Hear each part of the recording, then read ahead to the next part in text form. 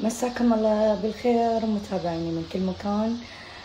والله يعطيكم الصحة والعافية ويحفظكم ويحفظ كل الغاليين على قلوبكم. حبيت أقول لكم متابعيني الحمد لله على كل حال، قدر الله وما شاء الله فعل.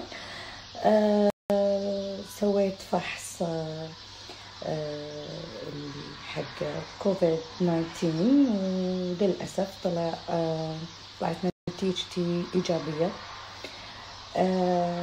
يعني مصابة الحمد لله على كل حال.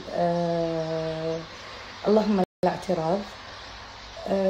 إلا أني بغيت أقول لكم شغلة من خلال إصابتي ومعرفتي، وليش أصلا رحت فحصت وشلون عرفت أنه أنا أصبت بالمرض. طبعا أكيد الكل راح يسأل شلون أو شنو الأعراض اللي صادتني. أنا استغربت أن ما كان فيني حرارة أبدا، درجة حرارتي كانت 36.6 ولا زالت، يعني درجة الحرارة ما ارتفعت، إلا أن فيني شيء صداع مو طبيعي من يعني من هاي المنطقة أفقي لراسي كامل، صداع مو طبيعي. أيضا تكسر بالجسم، حسب طنين في ذني وشوية دوخة.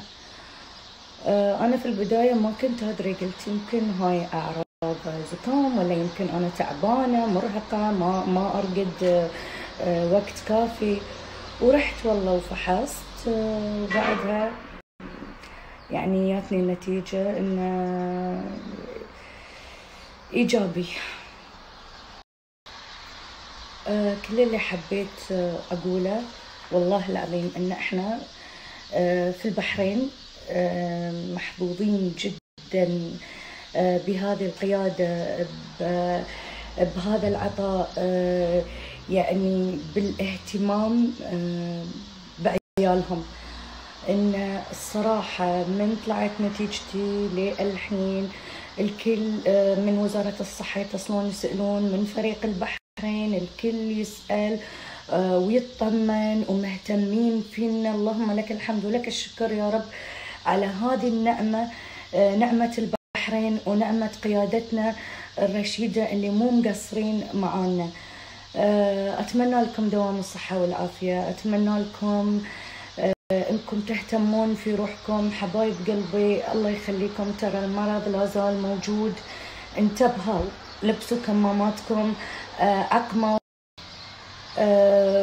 خل دايم معكم المعقمات، لبسوا قفازاتكم، حاولوا تتجنبون الأماكن اللي فيها زحمة. يعني ما أعرف شو أقول، بس إن الحمد لله أنا حاليا بالحجر، حجر منزلي، وإن شاء الله كل يوم بسولف وياكم كذي عشان الأيام تمشي. أنا قوية وبفضل رب العالمين وبفضل وجودكم معاي، بفضل اللي يسألون عني من أهلي وربعي، والحمد لله على كل حال.